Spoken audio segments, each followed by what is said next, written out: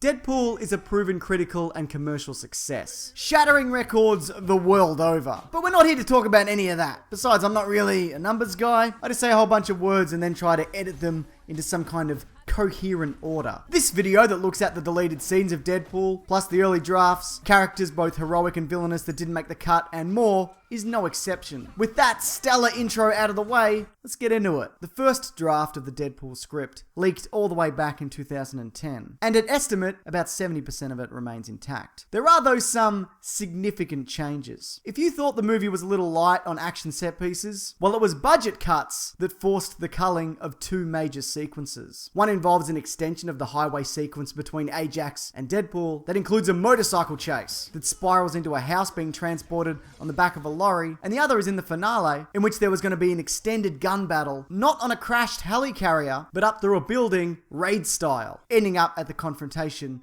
with the lead villain. The joke that Deadpool forgot his guns was written specifically so as to remove this. And that scene was at one point to include a moment cutting back to Blind Al's home and having her trip over the bag. There's also a Doctor Strange-esque sequence where he travels the world in search of a cure for his cancer, and after discovering a practitioner pretending to remove people's illnesses by using sleight of hand to remove what turns out to be chicken guts, he pulls out the doctor's heart without any medical equipment. That's pretty messed up. There's also no Deadpool searches for Francis montage. That's replaced with Francis spending 5 years in jail after the facility burns down, and Deadpool taking mercenary jobs whilst patiently awaiting his release. Other scenes cut include carving "Hello, my name is Francis" into Ajax's head when initially escaping, Wade Wilson attempting to kill himself in all manner of gruesome ways, kind of like Groundhog Day, after he gets horrifically scarred. This included riding a motorbike into a wall, and Deadpool turning a Spider-Man mask inside out to get the inspiration for his own iconic look. More villains were also to turn up. Originally, Wire, Garrison Kane, and Sluggo comprised of Ajax's underlings. They were all consolidated into Angel Dust so that the film would have a kick-ass female presence. It was also to be revealed that Dr. Kilbrew was the one behind the whole mutation program, like he is in the comics. Though if I recall correctly, Ajax said that he used to be a patient in the facility, so they may be saving him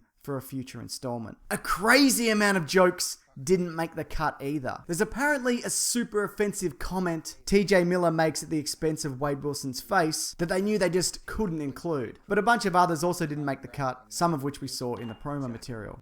You look like an avocado had sex with an older avocado. Thank you. There was also another jab at Ryan Reynolds' Green Lantern movie on the freeway. Weasel accusing one of his bar patrons of not pulling out a gun to support him when he was being threatened. The line, "Ice to see you," when Deadpool was running down that guy on the Zamboni. And two of the people said to die in the Deadpool were Alex Trebek through excessive cocaine use and Amy Winehouse. There was actually going to be a running gag throughout the film, cutting to Amy Winehouse, narrowly avoiding death, only to be hit by a bus in the credits. Deadpool would have then said, "And you would have thought it'd be an overdose." This was probably cut because Amy Winehouse really did die of an overdose. Now, there might be another reason, but there isn't another reason. That's the reason. Though director Tim Miller has stated that there'll be no director's cut, he has said that there's one moment in particular that he said he'd like to see appear as an extra on the DVD. In the workshop fight, Wade Wilson stomps on Francis's face, but producer Simon Kinberg said no, that sequence was violent enough already. Ryan Reynolds mentioned recently that Taskmaster, the sometimes Marvel villain, sometimes anti-hero, was to appear. In what capacity, it's unclear, but he was deemed too expensive to implement, which I don't really understand because he's not super well known or an overly complex character design-wise. But maybe the budget allocated to him had to go into straightening out TJ Miller's hair. Hugh Jackman, although mentioned multiple times, doesn't appear in person as Wolverine as they'd initially hoped, for budgetary and scheduling reasons. Apparently it was a nightmare developing which X-Men would appear and which ones couldn't, so they just put it in the too hard basket and went with Negasonic Teenage Warhead and Colossus. Though despite the next solo Wolverine movie said to be Hugh Jackman's last appearance as the character, he has mentioned that he'd be open to appearing alongside Deadpool. So maybe we'll see that down the line. Finally, screenplay writers Paul Wernick and Rhett Reese have said in interviews that along the way they wrote a PG-13 draft to re-energize the project and get Fox on board. And they actually liked this version, but in their heart of hearts hoped that it would end up being R. And it was, because, you know,